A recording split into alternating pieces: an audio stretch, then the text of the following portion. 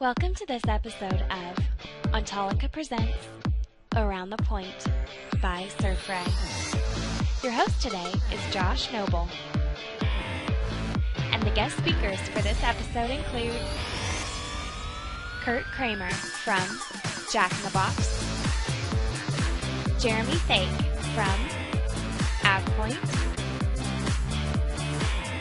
and Todd Clint from Rackspace. Thank you for joining us, and here's your host, Josh Noble.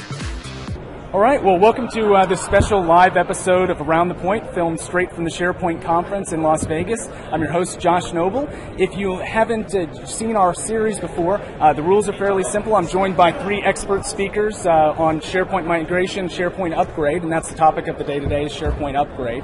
And each one of our speakers is given a chance to answer various different questions. We'll go through three different questions. They get 45 seconds of uninterrupted airtime to give their opinion on whatever the matter is.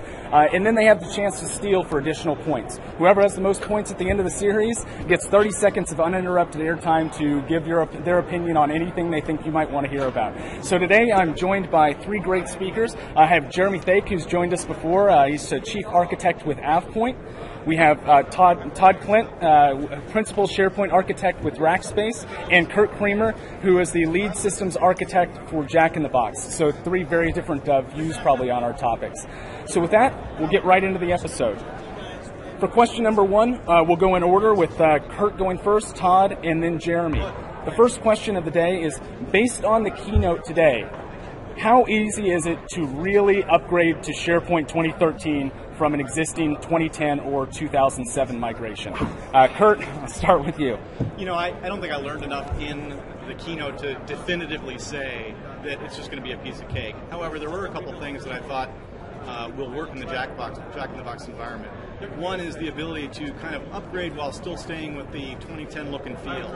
And I think in a phased approach, that's going to work at Jack in the Box. We have essentially our portal broken down into several different areas, and to just do one of them will help us get introduction into the into Jack in the Box, and people won't be so shocked by it, and it'll get our feet wet. So I'm actually that's the way we migrated from 2007 to 2010, and I think it'll work again when we go from 2010 to 2013. Cool. Seconds left. On to you, Todd. Waiting for the clock. I got a lot to say. You're missing the clock off on the side, the 45-second iPad time. So I had my time. Oh, sorry. Okay. So the keynote was exciting. They covered a lot of stuff. Upgrading from SharePoint 2010 to SharePoint 2013 is going to be really easy. Every cycle of SharePoint, and they make it that much easier to upgrade, so there's a lot of great tools. We talked about the delayed site collection thing where you can slowly bring things up. You can make evaluations. There's a lot of great stuff. And I don't know if all this was in the keynote. I might have slept through that. It's Vegas. I was out. You can late get it last online. night. It's streaming. You can get anything online. Going from 2007 to 2013, I think, is impossible unless you've got unicorns or third-party software. I think they've got paths either way.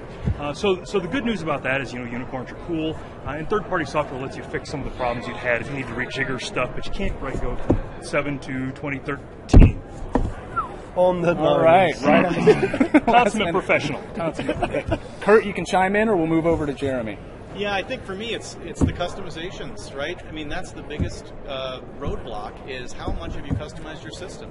So who knows what a 2013, when it goes to digest a content database, for example, what's it going to do? What will you have to do? Yep, the customizations are always the bugaboos with upgrades. It's always where consultants like myself make our big money. It's how we get those motorcycles and those fancy cars is the customization. So bless them, I encourage customizations there. Can't speak highly enough. There we go. We'll put 45 seconds up to Jeremy. So these guys have already talked about absolutely everything to do with upgrade. One thing that didn't come up was in 2007 to 2010, you had a concept of an in-place upgrade. So I could essentially point to a farm, run it, and upgrade it to 2010. No one really recommended that. Everyone listened to Todd and spin up a new farm.